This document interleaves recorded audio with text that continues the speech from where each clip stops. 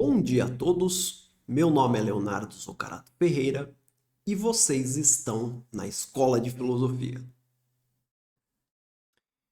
No vídeo de hoje, eu gostaria de pedir licença para os meus alunos do curso sobre a história da Grécia para que nós falemos sobre um assunto da atualidade.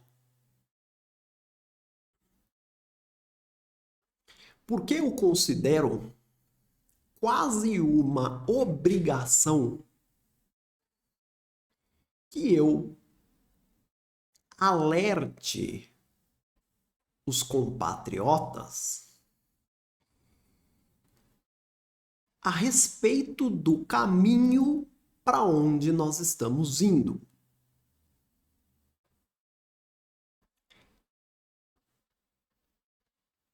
O Brasil está indo para um caminho muito ruim.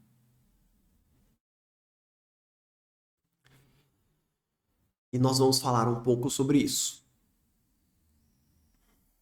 Embora, honestamente, eu esteja fazendo esse vídeo mais por um registro histórico do que realmente na esperança de que aconteça alguma coisa. Porque realmente, a esse ponto, considerando toda a rede de interesses que compõe hoje a elite brasileira, palavras como a minha são palavras ao vento.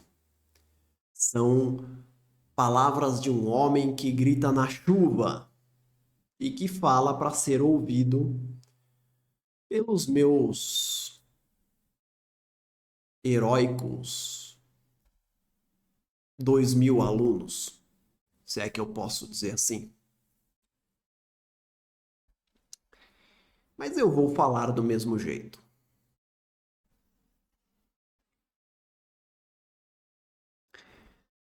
O que me motivou a fazer esse vídeo foi o recente acontecimento que se refere ao bloqueio do X pelo ministro Alexandre de Moraes, que é, do meu ponto de vista, apenas mais um fenômeno, mais um episódio da degradação da experiência democrática que nós começamos em 1989. Degradação essa que ainda pode ser revertida, mas que eu não creio que será revertida.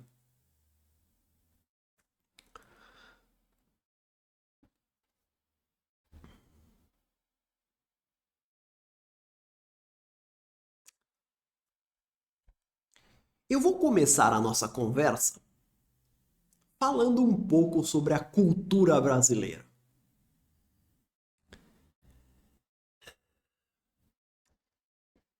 Quando os políticos em 1988, 89 fizeram a nossa Constituição, eles trouxeram para o corpo jurídico conceitos como o federalismo, a separação de poderes, que são conceitos que implicam uma descentralização do poder, uma compreensão de todos os agentes do seu papel institucional e coisas do gênero.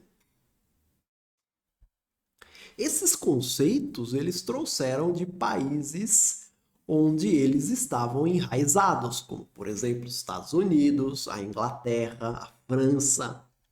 Esses conceitos estavam enraizados nesses locais. Mas no Brasil, eles foram um simples fetiche. Uma roupa que vestia muito mal o brasileiro. Nem mesmo esses constituintes entendiam verdadeiramente os novos valores que eles estavam querendo trazer para o país. Quais são os valores brasileiros? E eu não estou dizendo o que eu acho certo ou errado. Eu estou fazendo um diagnóstico.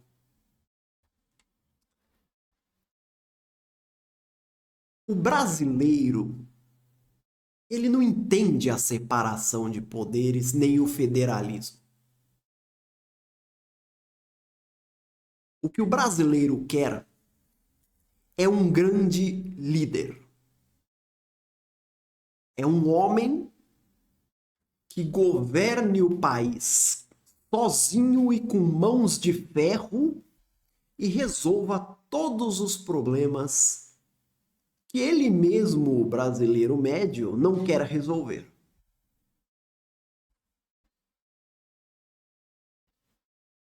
O mecanismo social no Brasil sempre foi assim.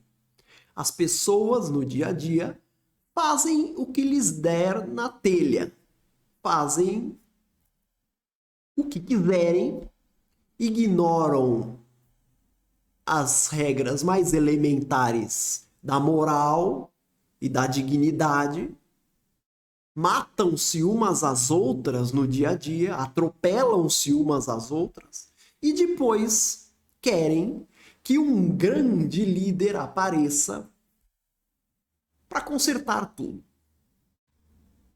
Esse é o brasileiro. E ele é assim porque sobre ele pesa 500 anos de história. A nossa história começa lá com os portugueses. Ah, tem os índios, tem os índios. A gente tem muito pouco dos índios. A gente tem mesmo dos portugueses.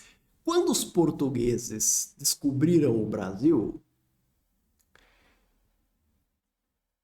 eles logo perceberam que a coroa diretamente não conseguiria administrar um país daquele tamanho. Então eles dividiram o país em capitanias hereditárias e deram e escolheram ou apontaram um indivíduo para gerenciar esses pedaços enormes de terra.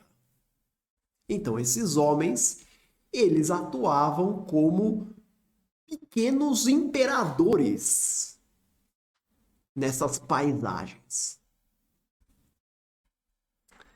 Depois, quando os portugueses perceberam que podiam aproveitar economicamente o Brasil, com a plantação da cana e o açúcar para vender para fora, eles vieram aqui com a grande propriedade rural, monocultura de cana, gerenciada por quem? Por um senhor de engenho poderoso, que nas suas terras fazia o que queria. Nem a coroa controlava ele. Juridicamente, ele devia a satisfação à coroa, mas na prática, Portugal estava tão longe que ele fazia o que ele queria nas terras dele. Ele era o juiz, ele era a lei, ele era o direito, ele era tudo. Era a polícia, batia, matava.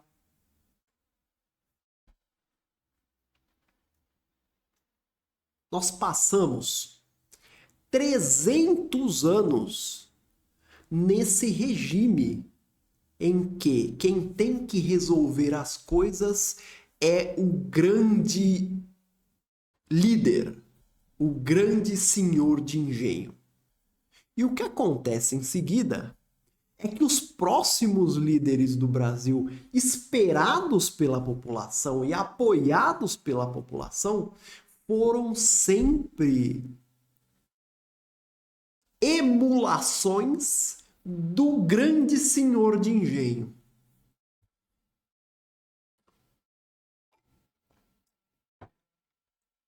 Foi assim com os imperadores,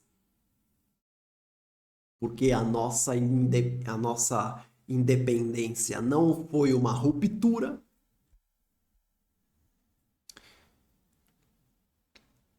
Depois nós começamos a República, que foi feita por militares. Daqui a pouco estava no poder o Getúlio Vargas, a ditadura do homem que vai consertar, o fascista que vai consertar o Brasil. Daqui a pouco vem o regime militar.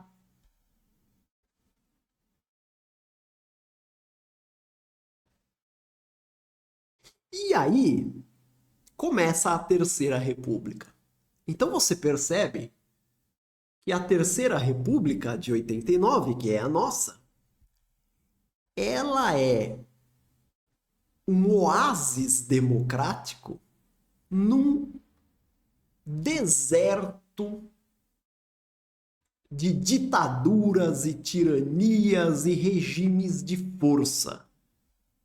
Não federalismo, não descentralização. Regimes de centralização, de líderes superpoderosos. Resultado óbvio, o primeiro presidente que a turma elegeu foi um grande coronel. Esse cara foi eleito, confiscou poupança de todo mundo, né, como um grande gerentão. Aí vem o Fernando Henrique, que ninguém entendia direito porque ele fazia questão de ter uma imagem contrária ao do grande senhor de engenho, não é à toa. Ele fez o prefácio do livro do Gilberto Freire. Ele sabia dessa realidade. Mas ninguém entendia ele justamente por causa disso. Aparece numa entrevista o Brizola, que é um senhor de engenho, né, contemporâneo, e fala que o Fernando Henrique é fraco, que o Fernando Henrique não tem força, que não tem atitude, porque na cabeça do Brizola, como é a cabeça da maior parte do povo brasileiro, é inconcebível um presidente que delegue funções, que delegue o poder. Não, o presidente precisa tomar as decisões. E previsivelmente, o brasileiro substituiu o Fernando Henrique pelo Lula e pelo PT. E o PT, ele tem aquilo que os socialistas brasileiros têm sob a inspiração do grande líder. O PT também quer um senhor de engenho. Só que ele quer um senhor de engenho comunista. E é por isso que ele aplaude os senhores de engenho comunistas que tem por aí. A saber, Maduro, Ortega, Castro, os ditadores chineses e os ditadores russos, a respeito dos quais o PT nunca fez uma autocrítica. Por que o PT é assim? Porque o PT também quer aquele grande líder. O povo brasileiro tirou o PT. Aliás, eu gostaria de lembrar que antes da Dilma começar a fazer merda na economia, as pessoas estavam achando um barato a Dilma porque diziam que ela era uma grande gerente. Vocês se lembram disso? Porque ela gritava, falava alto, mandava embora, demitia. O povo brasileiro é incapaz de conceber um presidente que não haja como um imperador.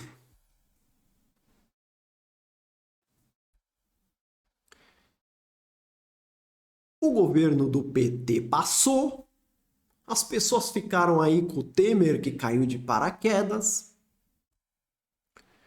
Novas eleições. Quem é eleito? Um capitão do exército. Com as mesmas características dos presidentes da era militar. Um homem que verdadeiramente, a gente tem que ser honesto, gente, nunca deu a mínima para a institucionalidade brasileira. Até porque ele sempre fez o que fez por instinto. Nunca por uma compreensão filosófica da democracia ou do regime republicano. E a população escolheu assim. E não contente, sai o Bolsonaro e entra de novo o Lula, que é o Lula, ele é o neo Vargas. Ele acha que ele é o novo Vargas.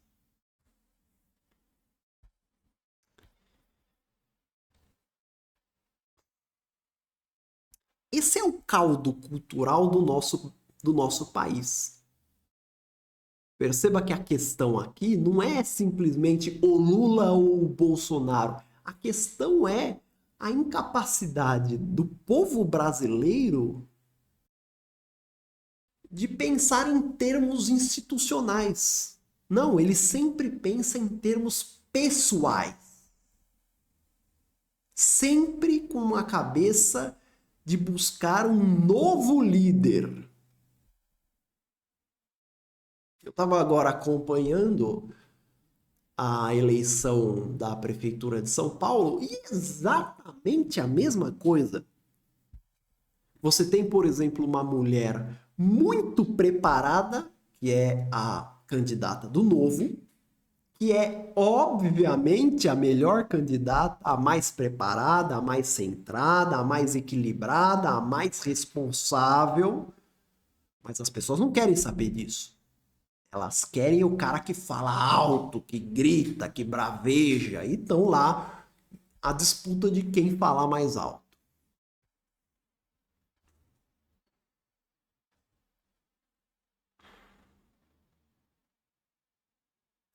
Esse é o caldo cultural no Brasil. Se o brasileiro tem um problema, ele busca o grande líder.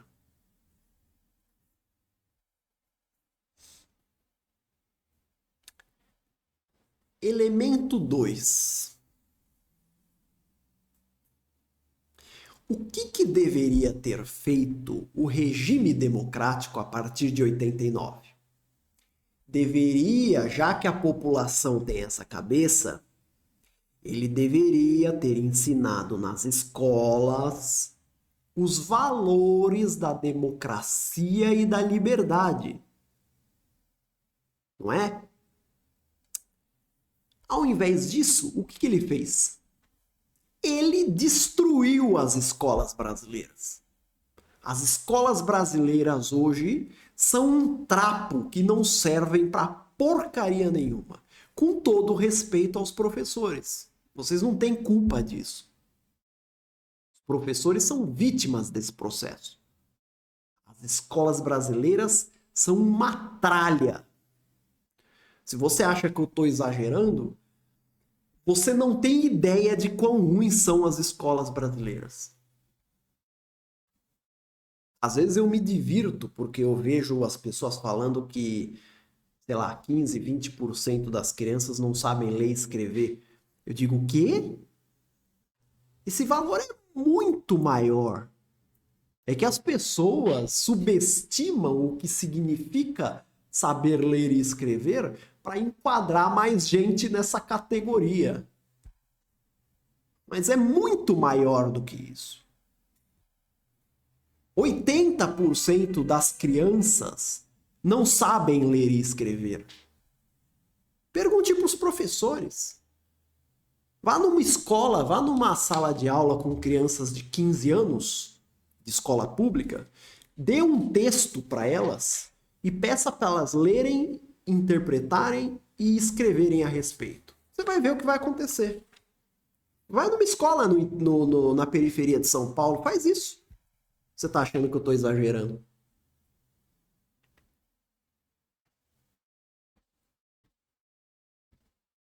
As nossas escolas foram destruídas. E para reverter esse processo vai demorar muito tempo. Isso se a gente conseguir reverter. A gente vai ter que mexer em formação de professor, em universidade, mexer num monte de problemas que são tão espinhosos que eu francamente acho que nunca vai acontecer.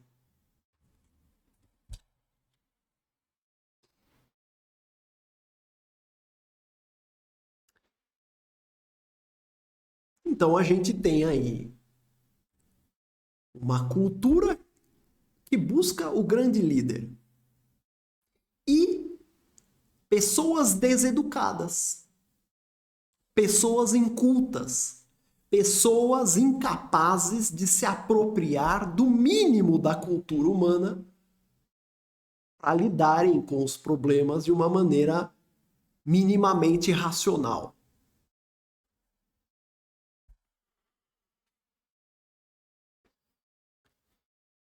E para completar a obra, temos a total e completa irresponsabilidade da elite brasileira, da elite política, da elite empresarial, da elite econômica e da elite burocrática, que pensa da mesma forma que o povo. Se o povo quer um grande líder, a elite também quer um grande líder. A diferença é que a elite está no poder, ela tem os meios de ação. Então ela não se limita a pensar num grande líder, ela quer ser o grande líder. Então os agentes públicos, sejam eles eleitos ou não, eles agem como se eles estivessem num grande fazendão da colônia e fazem o que quiserem. Eles não têm nenhum apego institucional ao cargo que eles estão ocupando. Dane-se a institucionalidade. É o regime do pessoalismo. Eles fazem as coisas com base única e exclusivamente nos interesses pessoais ou políticos imediatos que eles tenham. Essa é uma total irresponsabilidade. Por quê? Porque a população está vendo. A população que ainda nutre algum respeito às instituições, alguma crença, aquela população que você fica convencendo aí votar, ela vê que os agentes políticos jogam a institucionalidade na lama em nome dos seus interesses privados.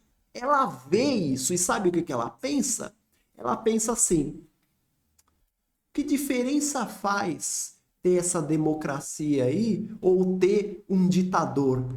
Se ambos estão agindo com base nos interesses particulares, é assim que as pessoas pensam.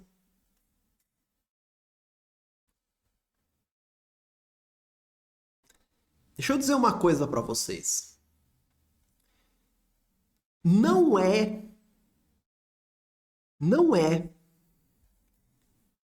o povo quem tem que confiar nas eleições. Não é o povo que tem que confiar em eleição, não é o povo que tem que confiar em tribunal eleitoral, não é o povo quem tem que confiar em eleições, em instituições, não é o povo quem tem que confiar na democracia. São as instituições quem devem se mostrar confiáveis ao povo. E o primeiro passo é cada um fazer o seu papel institucional.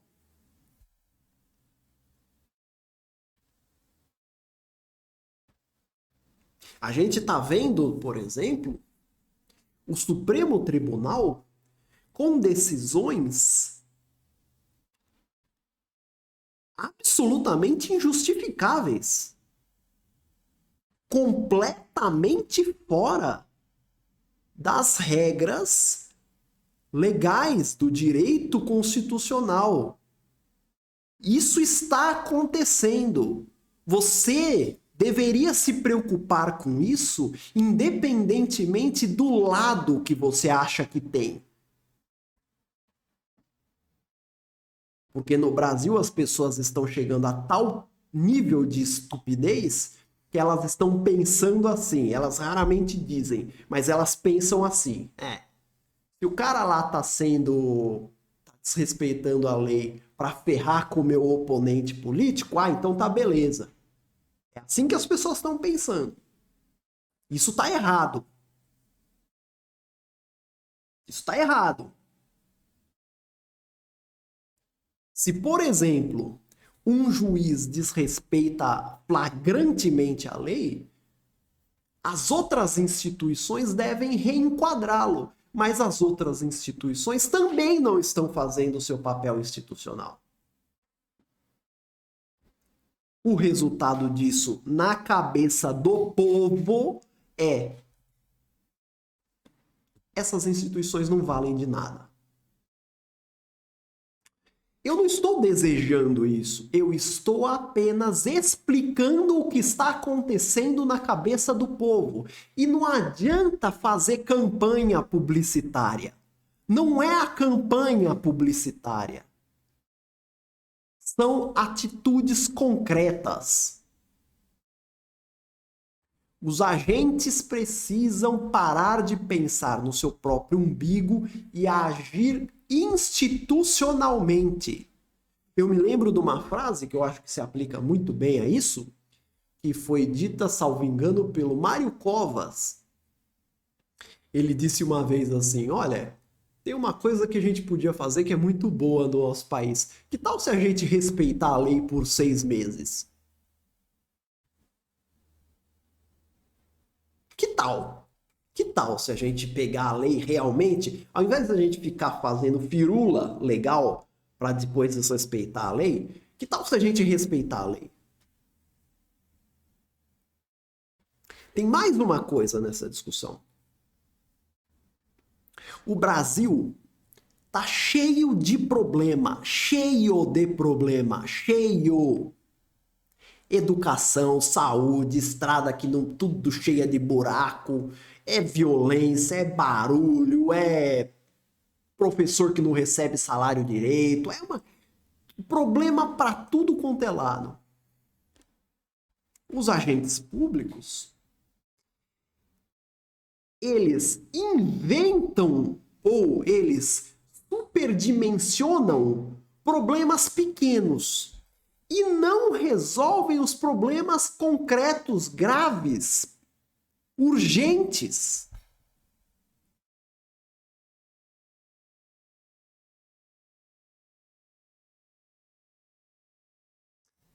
Eu te pergunto uma coisa.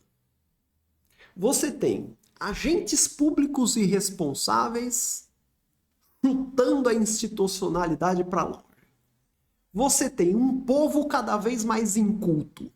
E você tem um povo cuja mentalidade, que está lá no fundo da cabeça do indivíduo, ele quer um grande líder.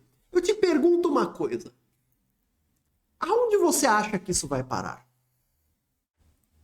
Aonde você acha que isso vai acabar? Sabe onde vai acabar? Vai acabar numa ditadura. O Brasil está caminhando para uma ditadura. Não é o que eu desejo, não é o que eu quero, é o que eu estou vendo acontecer. A não ser que a gente dê um cavalo de pau nas nossas atitudes, quando eu falo a gente, eu estou sendo generoso, eu estou falando da elite do nosso país. A não ser que ela dê um cavalo de pau, comece a ouvir a população, comece a reformar o sistema de fato, sabe? Todo mundo precisa deixar de lado um pouco os interesses privados e ouvir por 10 minutos que seja o povo e começar a resolver os problemas. Segurança pública. Por que vocês não começam pela segurança pública? Porque se isso não acontecer, nós vamos virar uma ditadura. Ah, de que natureza, professor? Eu não sei. Não dá para saber. Não dá para saber de que natureza vai ser. Agora, eu só chamo a atenção para o seguinte: se existe alguém aí que acha que está no controle desse processo, deixa eu te dar uma novidade: você não tá. Tá bom? Você não tá. Lembra do filme? Lembra do último filme lá da trilogia do Batman? Você tem o Bane, que é o vilão, e tem aquele cara ricaço que acha que controlava o Bane e depois o Bane matou ele. Se vocês acham que estão no controle desse processo, vocês não estão. E isso vai acabar muito mal. Eu não sei como é que vai acabar, mas que vai acabar mal, vai. Porque a história sempre se repete. É aquela coisa que a gente fica falando. A gente tem que estudar história para não cometer os erros do passado. Pois bem, eu estou dizendo os erros que vocês estão cometendo. Vocês políticos e juízes e promotores e autoridades, vocês todos estão conduzindo o país para um precipício. Tá? Quando isso acontecer, eu não sei se vai demorar 1 ano, 10 anos, eu vou dizer o seguinte: se o Lula fizer merda e a economia for pro vinagre, porque o que está segurando ainda um pouco o país é a economia. Se as pessoas começarem a passar fome e perderem seus empregos, você vai ver o que vai acontecer com a institucionalidade brasileira. Você vai ver. Porque é o que falta. É o que falta. Para acontecer uma convulsão social nesse país, é o que falta. Quando isso acontecer, que não se culpe o povo. Que não se culpe o povo por querer uma outra alternativa. E eu vou repetir aqui, eu não estou desejando. Eu estou aqui como aquele amigo que avisa. Você está indo mal. Você está fazendo... O sistema brasileiro está mal. Tá? Mudem o caminho de vocês, porque senão o nosso destino não será bom. Eu deixo aqui esse vídeo como um registro histórico. Se as pessoas quiserem fazer o que quiser, se vocês quiserem me odiar, me odeiem.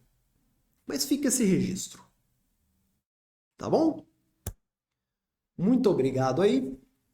E na sexta-feira a gente volta às nossas aulas. Um abraço.